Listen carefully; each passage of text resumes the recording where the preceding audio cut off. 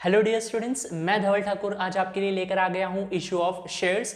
आप 12th standard में हैं, आप बीकॉम में हैं, आप कहीं पर भी फाइनेंशियल अकाउंटिंग पढ़ रहे हैं और अगर आप कंपनी अकाउंट से रिलेटेड कुछ डील कर रहे हो और अगर आप नहीं जानते हो how to record transactions which are relating to issue of shares, तो definitely you will be facing certain problems while solving those problems। आपको प्रॉब्लम्स होंगी ही, क्योंकि आपने जो बेसिक पार्ट था इशू ऑफ शेयर्स का जो आपको 12th स्टैंडर्ड में पढ़ना चाहिए था वो आपने नहीं किया हुआ है, या फिर अगर आप 12th स्टैंडर्ड में हो तो आपके लिए तो ये एकदम करेक्ट वीडियो है। और अगर आप बीकॉम में भी हैं, सेकेंड ईयर में है, फर्स्ट ईयर में है, थर्ड ईयर में है, और अगर आप कहीं पर भी शेयर्स से रिलेटेड कुछ डिस्कस कर रहे हो या डील कर रहे हो जहां पर आपको अपना प्रीवियस नॉलेज यूज करना है जो आपने गेन नहीं किया था, तो आप डेफिनेटली प्रॉब्लम फेस करेंगे while solving problems relating to redemption of shares, और बहुत सारे अलग अलग जगह पर प्रॉब्लम्स हो सकती हैं। तो बच्चों, उसके लिए आज मैं आपके लिए कॉम्प्रिहेंसिव लेक्चर रिकॉर्ड करने वाला हूं।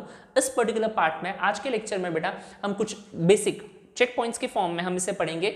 हम बेसिक देखने वाले हैं, meaning of shares, right, nominal value क्या होता है, इशूड वैल्यू क्या होता है, what are the terms of issue, what is over subscription, full subscription, under subscription and then journal entries. ये वो सारे पॉइंट्स हैं। अगर ये सारे पॉइंट्स अगर आपको नहीं आ रहे हैं तो आप ये चैप्टर तो डेफिनेटली नहीं कर सकते, और इससे रिलेटेड फाइनेंशियल अकाउंटिंग में जितने और भी चैप्टर्स हैं उनको आप अच्छे से नहीं समझ पाओगे। तो इस चैप्टर की इंपॉर्टेंस को समझिए और अच्छे से इन सारे पॉइंट्स को मेरे साथ लर्न कीजिए और अपना जो बेसिक नॉलेज है उसे कंप्लीट कीजिए। तो बच्चों, स्टार्ट करते हैं। आगे बढ़ने से पहले मैं आप सबसे रिक्वेस्ट करूंगा कि एक बार इस वीडियो को लाइक कर लीजिए, चैनल को सब्सक्राइब कीजिए और अपने फ्रेंड्स के साथ इन वीडियोस को जरूर शेयर कीजिएगा। चलिए स्टार्ट करते हैं विद इशू ऑफ शेयर्स। अब ये शेयर्स होते क्या हैं, इशू ऑफ शेयर्स का मतलब क्या है, ये जानना भी आपके लिए बहुत जरूरी है। जब हम पढ़ते हैं various forms of business organization like sole trading concern, partnership firm, ये sole trading concern and partnership firm में फंड्स, कैपिटल कौन इन्वेस्ट करता है, ओनर्स, जो कंपनी के नहीं, जो उस सोल ट्रेडिंग कंसर्न के ओनर हैं वो सोल प्रोप्राइटर, पार्टनरशिप के ओनर वो partners, they will contribute certain portion of capital और उनका बिजनेस स्टार्ट हो जाता है। बट जब हम बात करते हैं जॉइंट स्टॉक कंपनी की, तो एक जॉइंट स्टॉक कंपनी अपना कैपिटल कैसे कलेक्ट करती है, तो उसका एक इंपॉर्टेंट सोर्स होता है bye issuing shares.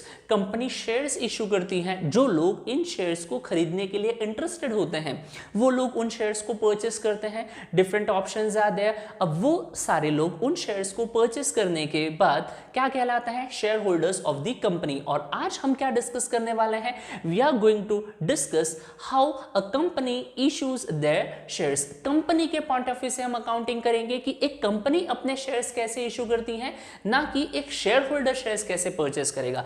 That means we are going to record all this transactions in the books of company, जो शेयर्स क्या करती हैं, इशू करती हैं। और अगर आप एक जॉइंट स्टॉक कंपनी हो, आपको शेयर्स इशू करने हैं, तो आपको उस प्रोस्पेक्टिव से सारे ट्रांजैक्शंस को सोचना है और उन ट्रांजैक्शन को आपको बुक्स ऑफ अकाउंट्स में क्या करना है बच्चों, रिकॉर्ड करना है। तो वो रिकॉर्डिंग करना हम स्टार्ट करेंगे और सबसे पहला टर्म हम देखने वाला है मीनिंग ऑफ शेयर्स। ये शेयर्स क्या होते हैं, शेयर क्या होता है, तो बेटा कंपनी क्या करती है, कंपनी अपने टोटल शेयर कैपिटल को, ध्यान से सुनिएगा, कंपनी अपने टोटल शेयर कैपिटल को स्मॉल स्मॉल यूनिट्स में डिवाइड कर लेती है, स्मॉल स्मॉल फ्रैक्शंस में क्या कर लेती हैं, डिवाइड कर लेती हैं, and each smallest unit of total share capital of the company, ध्यान से सुनिएगा, smallest unit of total share capital of company is known as share। उस smallest unit को हम क्या कहते हैं, शेयर कहते हैं। Let's say एक कंपनी को by way of issue of shares, company अपने लाइफ टाइम में 100 crore rupees issue, 100 crore rupees arrange करना चाहती है by issue of shares। Company को कितने पैसे चाहिए बेटा, 100 करोड़ रुपीस चाहिए बाय इशूइंग शेयर। तो ये 100 करोड़ क्या है, उस कंपनी का टोटल शेयर कैपिटल। मैं कहता हूं कि एक कंपनी शेयर्स इशू करने वाली है, शेयर्स इशू करके that company is going to raise 100 crore during its life time. तो ये जो 100 करोड़ रुपीस हैं, ये कहलाता है ऑथोराइज्ड शेयर कैपिटल। क्या कहलाता है, authorized share capital, the maximum amount of shares which a company can raise by issuing shares. ये 100 करोड़ रुपीस कोई 1% तो कंट्रीब्यूट करेगा नहीं, कोई 1% तो इन्वेस्ट करेगा नहीं। तो क्या करते हैं, इस 100 करोड़ को स्मॉल स्मॉल यूनिट्स में, स्मॉल स्मॉल फ्रैक्शंस में डिवाइड किया जाता है, और जो सबसे छोटा फ्रैक्शन होता है, जो सबसे छोटा यूनिट होता है, उस यूनिट को कहा जाता है शेयर। कन्वीनियंस के लिए ये छोटा यूनिट या तो 10 रुपीज का रखा जाता है, 100 रुपीज का रखा जाता है, आप किसी भी अमाउंट का रख सकते हो, कुछ रिस्ट्रिक्शंस नहीं होते हैं। हम यहाँ पर एग्जाम्पल के लिए कंसिडर करते हैं कि हम एक यूनिट कितने रुपीज का रखने वाले हैं, 10 रुपीज का। तो हमारी कंपनी डिसाइड करती है कि हम एक यूनिट 10 रुपीज का रखेंगे, तो अगर मुझे इस 100 करोड़ को नंबर ऑफ यूनिट्स में डिवाइड करना है, उसके टुकड़े करने हैं, तो कितने पार्ट्स हो सकते हैं। मैंने कहा कि हमारा एक यूनिट कितने का होगा, 10 रुपीज का हमारा एक यूनिट होगा। तो बेटा हम इस 100 करोड़ को कितने यूनिट्स में डिवाइड कर सकते हैं, डिवाइड बाय 10 करेंगे तो we will come to know कितने हैं ये 10 crore units of rupees 10 each. अगर मैं यहां पर 10 करोड़ यूनिट्स बना देता हूं 10 रुपीज ईच के, और मैं लोगों से रिक्वेस्ट करता हूं कि आइए हमारी कंपनी में कितना इन्वेस्ट कीजिए, 10 रुपीज। अगर आप एक यूनिट परचेस करते हो तो आपके पास हमारे कंपनी के टोटल शेयर कैपिटल का कितना हिस्सा होगा बेटा, 10 रुपीज का पार्ट आपके पास होगा, और आप क्या कहलाओगे, कंपनी के शेयर होल्डर्स। तो हमने यहाँ क्या किया, हमने यहाँ पर कंपनी के टोटल शेयर कैपिटल को छोटे छोटे यूनिट्स में, छोटे छोटे टुकड़ों में डिवाइड किया, और सबसे जो छोटा टुकड़ा है उसे हम कहते हैं share. So what is share, the smallest unit of total share capital of company is known as share. अब ये जो बच्चों मैंने यहाँ पर 10 करोड़ यूनिट्स लिखा है, इसी 10 करोड़ यूनिट्स को क्या कहा जाता है, 10 crore shares of rupees 10 each. तो जिस पर्सन को जितना इन्वेस्ट करना होगा, वो जितना इन्वेस्ट करना चाहता है उतना उस कंपनी में इन्वेस्ट कर सकता है। Let's say if you have 10,000 rupees, आप उतने शेयर्स परचेस कर पाओगे, कितना, 10,000 divide by 10, that means you will be able to buy 1000 shares of rupees 10 each, right. वैसे ये सारे कंसेप्ट्स काम करते हैं। तो ये मैंने आपको सबसे पहले बता दिया कि शेयर क्या होता है, तो आपको ध्यान में रखना है the smallest unit of total share capital of company is known as share. बहुत ज्यादा डिटेल में नहीं जा सकते, बट चीजों को छोड़ा भी नहीं जा सकता, तो इसलिए बेसिक्स कवर करना हमारा पहली प्रायोरिटी है। सो मीनिंग ऑफ शेयर हमने कवर कर लिया। उसके बाद बेटा हमें देखना है कि what is nominal value and what is issued value when company issues share. अब जैसे यहां पर देख लीजिए बेटा, उस कंपनी का authorise share capital, total share capital कितना है, 100 करोड़, जिसको हमने 10 रुपीज के यूनिट्स में डिवाइड किया। हमें पता चला 10 crore units of rupees 10 each हो सकते हैं। जरूरी थोड़ी है कि कंपनी पूरा का पूरा पैसा अभी डिमांड कर ले। लेट्स से कंपनी को इसमें से सिर्फ सर्टेन अमाउंट चाहिए, सिर्फ कंपनी को अभी चाहिए 1 करोड़ रुपीस, तो कंपनी 1 करोड़ रुपीस कलेक्ट करने के लिए ही शेयर्स इशू करेगी, राइट। तो यहां पर हमें दो टर्म्स सीखने हैं, पहला होता है बेटा नॉमिनल वैल्यू और दूसरा है इशूड वैल्यू। नॉमिनल वैल्यू क्या होता है, ये जरा ध्यान से देखिएगा, रजिस्टर्ड वैल्यू और original value of share is known as nominal value. जो शेयर की रजिस्टर्ड वैल्यू है, जो शेयर की फेस वैल्यू है, उस फेस वैल्यू को क्या कहा जाता है, नॉमिनल वैल्यू ऑफ शेयर। जैसे हमारे केस में हमने यहां पर इसी में से हम अगर आगे कह ले कि सर कंपनी कितने शेयर्स इशू करने वाली है, तो मैं कह देता हूं कि कंपनी इसमें से शेयर्स इशू कर रही है 10 lakh shares of rupees 10 each issued at. अब ये मैं आपके यहाँ लिए ब्लैंक रख रहा हूं, जिससे मैं आपको आगे के सारे कंसेप्ट्स क्या कर सकूं, कन्वे कर सकूं। अब यहां पर जरूरी थोड़ी है कंपनी के सारे शेयर्स एक ही बार में इशू कर ले, कंपनी थोड़े थोड़े शेयर्स इशू करेगी, और जब आप क्वेश्चन सॉल्व कर रहे होंगे आपको क्वेश्चन में बता दिया जाएगा कि कंपनी कितने शेयर्स इशू कर रही है। ध्यान से देखिए, मैंने यहाँ क्या लिखा हुआ है, 10 lakh shares of rupees 10 each issued at so and so price. उसके बारे में बाद में बात करते हैं, पहले यहां पर ध्यान दीजिए, 10 lakhs shares of rupees 10 each. एक शेयर कितने का है, ऑफ रुपीज 10 ईच, तो ये वैल्यू क्या कहलाती है, this value is known as nominal value. इसी को और क्या कहा जाता है, face value, the value at which those shares are recorded in the books of accounts. या फिर आप कह सकते हो कि वाइल रजिस्टरिंग योर कंपनी, आपने अपने उन डॉक्यूमेंट्स में जो शेयर्स की वैल्यू मेंशन की होगी, by the way the document is memorandum of association, जहां पर आपको बताना होता है कि आपका शेयर्स कितने का है, तो वहां पर आपने लिखा है कि हमारी कंपनी का शेयर 10 रुपीज का है, तो वो 10 रुपीज कहलाती है शेयर की nominal value. Is it clear? Face value कहो, रजिस्टर्ड वैल्यू कहो, which is mention in the memorandum of association. उसके बाद जरूरी थोड़ी है कंपनी के लिए कि कंपनी अपना 10 रुपीज का शेयर 10 रुपीज में ही सेल करे। कंपनी अपना 10 रुपीज का शेयर मोर देन 10 इशू कर सकती है, लेस देन 10 इशू कर सकती है, या फिर 10 रुपीज में भी इशू कर सकती हैं। There are various situations. तो जिस रेट पे, जिस प्राइस पे कंपनी अपना शेयर्स मार्केट में इशू करती है, कंपनी अपना शेयर्स मार्केट में इशू करती है, कंपनी अपना शेयर्स लोगों को ऑफर करती है फॉर सेल, वो कहलाती है शेयर्स की इशूड प्राइस। क्या कहलाती है? शेयर्स की issued price. The rate at which the shares are sold in market, वो हो गए उसके इशूड प्राइस। कंपनी कितने में सेल करने के लिए रेडी है। The rate at which company is ready to sell the shares in market, they are called as issued price. तो दूसरा प्राइस क्या हो गया बेटा हमारा? ये भी हमने टर्म देख लिया, नॉमिनल वैल्यू भी देख लिया, और हमने कौन सा देख लिया? Issued price. अब वो ये लेट्स से यहां पर वो 10 भी हो सकता है, वो 11 भी हो सकता है, या फिर वो 9 रुपीज भी हो सकता है। मतलब कंपनी अपना 10 रुपीज का शेयर 10 रुपीज में इशू कर सकती है, 11 रुपीज में इशू कर सकती है, या फिर 9 रुपीज में भी कंपनी अपने शेयर्स क्या कर सकती है? इशू कर सकती है। यहां मुझे बस आपको ये बताना है कि देयर आर डिफरेंट वैल्यूज जो उनको हमें प्रॉब्लम सॉल्व में यूज करना है। एक होती है नॉमिनल वैल्यू, दूसरी होती है issued value. What is nominal value? Face value, उसकी actual value. What is issued value? जितनी वैल्यू पर कंपनी अपना शेयर्स इशू करना चाहती है, that is called as issued price और इशूड वैल्यू। अब हमें देखना है बेटा terms of issue. Terms of issue क्या है? ये इसी से रिलेटेड है, जब कंपनी अपने शेयर्स इशू करती हैं। ठीक है, तो टर्म्स ऑफ इशू के लिए मैं यहां पर दो अलग अलग कॉलम बना देता हूं। एक हो गई बेटा फेस वैल्यू और नॉमिनल वैल्यू, और दूसरी होती है यहां पर हम इसे लिख लेते हैं दैट इज इशूड वैल्यू। ध्यान से देखिएगा, नॉमिनल वैल्यू और फेस वैल्यू, और दूसरी क्या होगी? इशूड वैल्यू, या फिर हम इसे कह सकते हैं इशूड प्राइस। कुछ भी कह लीजिए, कोई प्रॉब्लम नहीं है, राइट। अब एक एक करके हम एग्जाम्पल में लेते हैं। अब इस केस में हमें पता है कि हमारे कंपनी का शेयर कितने का है? 10 रुपीज का है। कितने का है? 10 रुपीज का है। और मैं यहां पर लिखूंगा टर्म्स। क्या कहते हैं उस अलग अलग सिचुएशंस को हम क्या कहते हैं? When a share of ₹10 each, एक शेयर कितने का है? 10 रुपीज का है, उसे आप 10 रुपीज में ही इशू कर रहे हो। कितने में इशू कर रहे हो?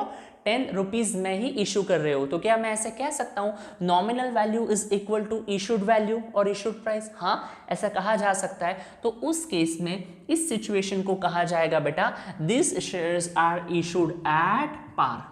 इसे क्या कहा जाएगा? Shares are issued at par. Par का मतलब क्या होता है? सेम। जितने उसकी फेस वैल्यू है उतनी ही उसकी क्या है बेटा? इशूड प्राइस है। So when face value is equal to issued price और issued value, the situation is termed as issued at par. तो कंपनी जितने के शेयर्स हैं उतनी ही वैल्यू में इशू कर सकती है। सर और क्या क्या ऑप्शंस हैं? कंपनी अपना 10 रुपीज का शेयर 10 से ज्यादा में भी इशू कर सकती है। सर ऐसा क्यों करेगी? वो मैं बताता हूं आपको आगे। 10 रुपीज का शेयर है और अगर कंपनी को चाहिए कि वो अपना शेयर 12 रुपीज में सेल करे, company will offer this shares at 12 पर शेयर। तो यहां क्या हुआ कि कंपनी की इशूड प्राइस कंपनी की फेस वैल्यू से ज्यादा है। कोई प्रॉब्लम नहीं, यहां पर कंपनी आपसे ज्यादा पैसे ले रही है। शेयर 10 रुपीज का है बट कंपनी आपसे कितना लेगी? 12 rupees. This is known as और this is termed as issued at premium. क्या कहा जाता है बेटा? इसे इशूड एट प्रीमियम। प्रीमियम का मतलब क्या होता है? एक्स्ट्रा। शेयर कितने का है? 10 का। अगर आपको परचेस करना है, कंपनी कितने में मार्केट में बेच रही है? 12 रुपीज में। महंगा बेच रही है। कैसे बेच रही है? At premium. इशू करना, इज इट क्लियर? इशू करने का मतलब होता है लोगों से पैसे लेंगे और लोगों को शेयर्स दिए जाएंगे। Okay, so shares can be issued at premium and the third situation is also there at discount. अब आई होप आपने इसको गेस तो कर ही लिया होगा। यहां क्या होगा बेटा? शेयर 10 रुपीज का है। शेयर कितने का है? 10 रुपीज का, बट इसे मार्केट में इशू किया जाएगा एट लेस देन 10। 10 रुपीज से कम हम इसे जब मार्केट में इशू करेंगे, ऑफर करेंगे लोगों को सेल करना, तो इसे क्या कहा जाता है? Issued at discount. और बेटा ये वैसे एक्चुअली अलाउड तो है नहीं, you can not issue your shares at discount except certain cases. कुछ एक्सेप्शनल केसेस को छोड़ के आप अपने शेयर्स एट डिस्काउंट इशू नहीं कर सकते हैं। हमें उन एक्सेप्शंस की बात नहीं करनी है। यहां तो मुझे सिर्फ आपको पॉसिबिलिटीज के बारे में बताना था कि शेयर्स कैसे कैसे इशू हो सकते हैं. So the conclusion is shares can be issued at par, shares can be issued at premium और shares can be issued at discount as well. ऐसे हो सकता है. इंडिया में होता है नहीं होता है वो बात अलग अलग है. Shares issued at discount allowed नहीं है except certain cases, but shares are issued at par and premium. But हम फॉर्मेट के फॉर्म में तो सारी चीजें और सारे कंसेप्ट हम कवर करेंगे. आई होप ये तीनों टर्म्स आपको समझ में आ गए होंगे. ठीक है, तो बच्चों अब तक जो हमने कवर किए हुए हैं वो है हमारे 3 point: meaning of shares, nominal value, issued value and terms of issue. क्योंकि जब तक आपको ये नहीं पता होंगे क्वेश्चन सॉल्व करने में आपको बहुत प्रॉब्लम आएंगी, आपको समझ में कुछ नहीं आने वाला है. ये बहुत जरूरी है थियरी. आगे बढ़ते हैं. Over subscription, under subscription and full subscription. क्योंकि जब आप प्रॉब्लम सॉल्व करोगे तब आपके पास सामने अलग अलग सिचुएशंस होंगी. अब ये क्या होता है उसको हम ठीक से देखते हैं. The next task is to understand meaning of over subscription, under subscription and full subscription.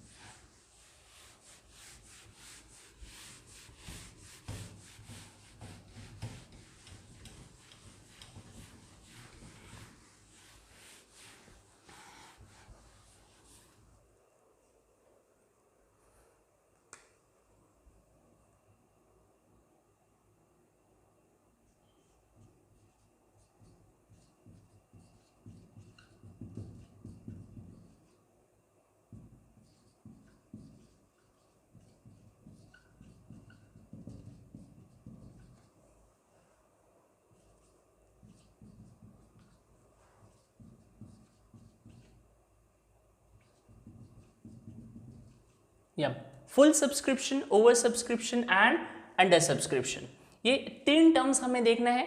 अब इन टर्म्स का क्या करना है, क्वेश्चन में ये सारे कैसे इफेक्ट करेंगे इनके बारे में बात करते हैं. इनके लिए हमें कुछ बेसिक कंडीशंस पता चाहिए. जैसे मैंने यहाँ पर कह लिया था, जो एग्जाम्पल लिया था उसे लिखेंगे 10 lakh shares of ₹10 each issued at, कोई भी प्राइस हो उससे कुछ फर्क नहीं पड़ता. फिलहाल के लिए मैंने आपके सामने सिचुएशन रख ली है. तो यहां पर हम जानते हैं नंबर ऑफ शेयर्स इशूड, हमने कितने शेयर्स इशू किए. अब मुझे बताओ बच्चों, क्या जरूरी है आपने जितने शेयर्स इशू किए उतने पब्लिक खरीद लेगी? बिल्कुल जरूरी नहीं है कि हमने जितने शेयर्स इशू किए पब्लिक उतने शेयर्स परचेस करेगी, ऐसा बिल्कुल भी जरूरी नहीं है. तो इसीलिए हमें यह देखना होता है कि हमें कितने एप्लीकेशंस आए. नंबर ऑफ एप्लीकेशंस रिसीव्ड, कितने आपको शेयर एप्लीकेशंस रिसीव हुए, और इसे कहते हैं क्या है. ठीक है, ओवर, अंडर और फुल सब्सक्रिप्शन वो हम यहां पर लिखेंगे. तो इन ऑल द सिचुएशंस हमने क्या लिखा हुआ है कि कंपनी ने, एक कंपनी है and they are issuing 10 lakh shares. So guys, number of shares issued 10 lakh, 10 lakh shares issue किए. नंबर ऑफ एप्लीकेशन रिसीव्ड, अगर मैं कहता हूं कि आपको 10 लाख एप्लीकेशंस ही मिले, कितने शेयर्स इशू किए? 10 लाख शेयर्स. और कितने एप्लीकेशंस मिले? 10 लाख एप्लीकेशंस.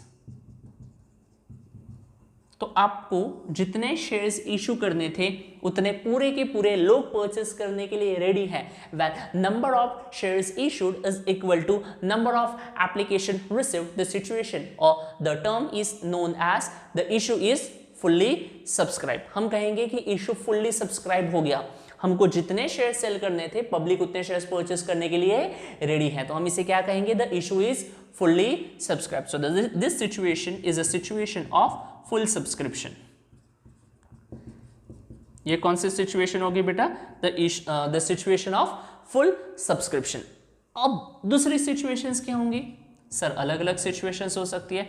लेट्स से आपने 10 लाख शेयर्स इशू किए थे और उसमें से पब्लिक अप्लाइड फॉर, लोगों ने कितने शेयर्स के लिए अप्लाई किया?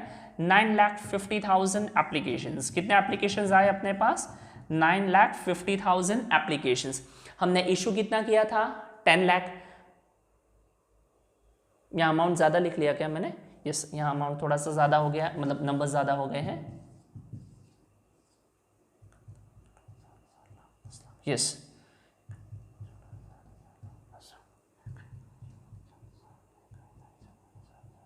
ठीक है, शायद से पहले कुछ होता है, अमाउंट्स कभी ज्यादा लिख ली होंगी। या so 10 lakh shares issued, 10 lakh application received, the issue is called as fully subscribe.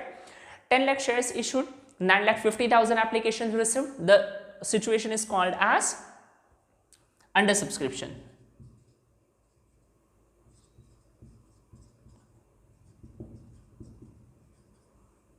और यहां पर थर्ड सिचुएशन लिख लेते हैं हम लोग,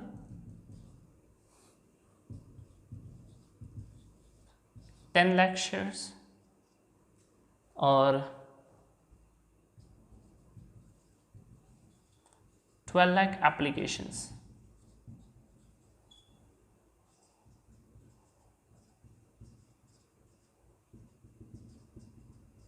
ओवर सब्सक्रिप्शन। ठीक है, एक बार आराम से ध्यान से देख लेते हैं क्या होता है बच्चों। हम जितने शेयर्स इशू करते हैं जरूरी नहीं है कि लो उतने सारे शेयर्स परचेस कर ले। यहां पर आपके सामने तीन डिफरेंट सिचुएशंस है। So in the first situation मैंने यहां लिखा हुआ है number of shares issued by the company. So company issued 10 lakh shares, public applied for 10 lakh shares. जितने कंपनी को शेयर्स इशू करने थे लोगों ने उतने ही एप्लीकेशंस दिए। So the situation is known as the issue is fully subscribed. Issue की हालत क्या है, इशू मतलब जो कंपनी ने शेयर्स इशू कर रहे हैं उसकी हालत क्या है, इशू इज फुल्ली सब्सक्राइब, लोग सारे शेयर्स परचेस करने के लिए रेडी हैं। Second, when company issues 10 lakh shares, public जरूरी नहीं ना कि सारे शेयर्स लोग अप्लाई कर ले, तो we received application for 9,50,000 shares only. यहां पर कहा जाएगा the issue is under subscribe, लोगों ने कम शेयर्स खरीदने में अपना इंटरेस्ट दिखाया है। और कभी कभी ऐसा भी हो सकता है in case of reputed companies क्या होता है, when they issue shares their issue gets over subscribe, बहुत ज्यादा हमारे पास क्या आ जाता है सब्सक्रिप्शन। कंपनी ने 10 lakh शेयर्स इशू किए थे, they received application for 12 lakh shares, तो यहां पर इसे क्या कहा जाएगा, the issue is over subscribe, लोगों ने बहुत ज्यादा अप्लाई कर लिया है। अब इन तीनों सिचुएशंस में से कुछ चीजें ऐसे होती हैं कि जब आपको 10 lakh शेयर्स इशू करने थे, आपको 10 lakh एप्लीकेशंस मिला, you can allot all the shares, आप सारे शेयर्स का अलॉट कर सकते हो। जब आपको 10 lakh शेयर्स इशू करने थे and you received application for 9,50,000 shares, under subscription है, फुल्ली अलॉटमेंट कर ही दोगे, है ही नहीं एप्लीकेशंस तो क्या करेंगे। बट सबसे बड़ी कहानी, सबसे इंपॉर्टेंट कहानी शुरू होती है विद दी ओवर सब्सक्रिप्शन। कहां शुरू होती है बेटा, ओवर सब्सक्रिप्शन। मतलब यहां पर जब आप 10 lakh शेयर्स इशू करना चाहते हो और आपको जब 12 लाख एप्लीकेशंस आ जाते हैं तो यहां पर इसे ओवर सब्सक्रिप्शन कहा जाता है। And the issue is over subscribe by 2 lakh applications. 2 lakh लोगों ने आपको ज्यादा पैसे दे दिए एप्लीकेशन के, तो वो जो एक्सेस अमाउंट है जो आपने रिसीव किया है ऑन अकाउंट ऑफ एप्लीकेशन, वो आप क्या करोगे। तो बच्चों आप ये शॉर्टकट याद रखना, when it comes to over subscription आपके पास 2 या आपके पास 3 ऑप्शंस हो सकते हैं। कौन कौन से हैं, सबसे पहले हम देखेंगे। पहला ऑप्शन ये है कि बेटा यू कैन, आप क्या कर सकते हो, आप क्या कर सकते हो, रिफंड। सबसे पहला, जितने लोगों का ओवर सब्सक्रिप्शन का पैसा आया है उन लोगों को उनके पैसे क्या कर लो, वापस सीधा रिफंड कर दो। या फिर you can go for pro rata allotment. Pro rata allotment क्या होता है बेटा, आप शेयर्स को अलॉट कर सकते हो ऑन प्रोपोर्शनेट बेसिस। मतलब जिन लोगों ने 4 शेयर्स के लिए अप्लाई किए हैं उनको 3 शेयर्स देना, जिन लोगों ने 2 शेयर्स के लिए अप्लाई किए हैं उनको 1 शेयर देना, या फिर आप इन दोनों का कॉम्बिनेशन भी अडॉप्ट कर सकते हो। And you can refund certain amount and to the certain extent you can go for pro rata allotment as well. And it completely depends on the description और on the part of management की। Company का जो allotment committee है वो क्या decide करती है और शेयर्स को कैसे अलॉट की जाती हैं, शेयर्स कैसे अलॉट करेंगे। और ये सब डिपेंड करता है किस पर, ये सब डिपेंड करता है आपकी सिचुएशन पर कि आपके शेयर्स ओवर सब्सक्राइब्ड है, फुल सब्सक्राइब्ड है या अंडर सब्सक्राइब्ड है।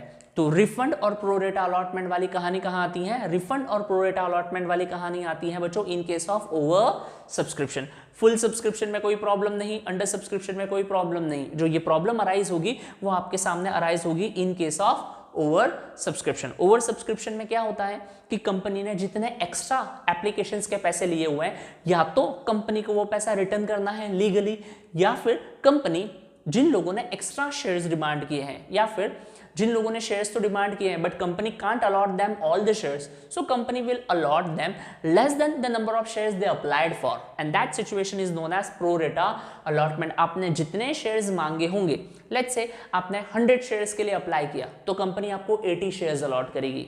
ये भी प्रो रेटा एग्जाम्पल है। आपने 100 शेयर्स के लिए अप्लाई किया, कंपनी आपको 50 शेयर्स अलॉट करेगी, ये प्रो रेटा का एग्जांपल है। और आपका जो बाकी के शेयर्स का जो एक्स्ट्रा अमाउंट है वो कंपनी आपको आने वाले इंस्टॉलमेंट्स में क्या करके देगी, एडजस्ट करके देगी, या फिर रिफंड भी कर दे, एज द केस में भी। बट हमें ध्यान रखना है कि यही प्रॉब्लम कब आएगी, ओवर सब्सक्रिप्शन में। So that's how we have discussed over subscription and under subscription. आज के सेशन को हमें यही एंड करना होगा। इसके आने वाले लेक्चर में हम देखेंगे प्रोसीजर और journal entries which will be relating to issue of shares. ये बहुत बेसिक सा एलिमेंट था। इस बेसिक सा एलिमेंट के बाद आपको नेक्स्ट लेक्चर में जो मिलेंगी वो होगी जर्नल एंट्रीज। उन जर्नल एंट्रीज को कैसे लर्न करना है, कैसे समझना है, what are the different cases and different situations. और यहां तक मैंने जो बताया, अगर आपको उसमें कहीं पर कुछ भी डाउट है तो कमेंट सेक्शन में अपने डाउट्स पूछिए, और ऐसे ही चैनल को सपोर्ट करते रहिए। Thank you, bye bye, take care.